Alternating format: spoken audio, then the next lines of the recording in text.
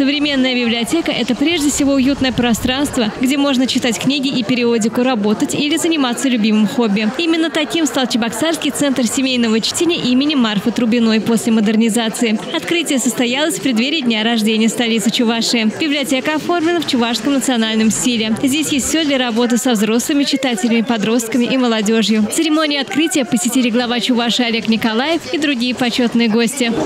Очень важно, тут специально написал вам Олег Алексеевич, конечно, но Олег Герой недавно был на презентации, который вдохновленный вчера.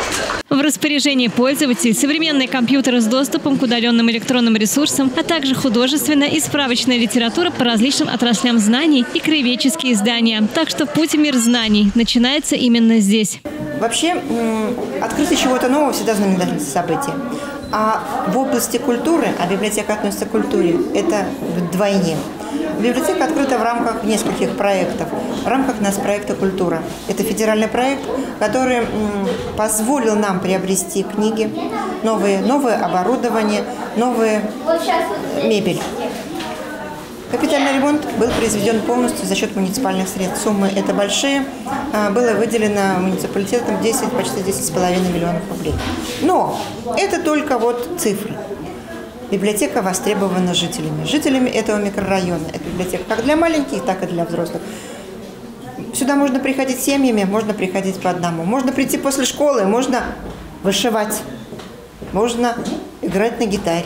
Здесь есть зона творчества «Растем вместе». Это многофункциональное пространство с легкой складной мебелью. Центр развития «Мы вместе» – зал для групповых и индивидуальных занятий, где созданы специальные условия для особенных детей. Специальные столы и стулья с регулировкой высоты, мольберты, напольные и настольные. А также мультстудия, интерактивный пол и песочная анимация. Все это способствует релаксации. Ну а любители уединенного времяпрепровождения могут почитать в комнате тишины и семейного отдыха вместе с книгой. Так что любой читатель может найти здесь что-то для себя. То, что сейчас это у нас модельная библиотека, да, то есть это предполагает, что библиотека создана по определенной модели, да, то есть она не похожа на обычные библиотеки.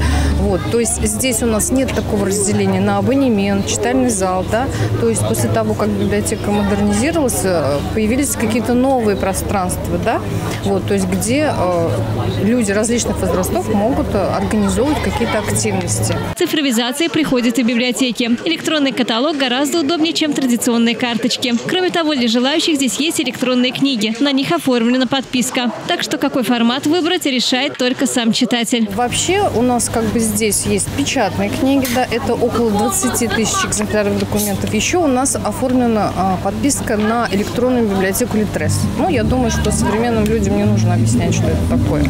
То есть через сайт нашей библиотеки, да, есть доступ к этой электронной библиотеке Литрес. Вот. А еще здесь можно проводить различные встречи и конференции. Обновленная библиотека имени Марфы Трубиной – это и информационный центр, и уголок для уединенного отдыха. Елена Яковлева, Степан Гурьянов, «Жизнь столицы».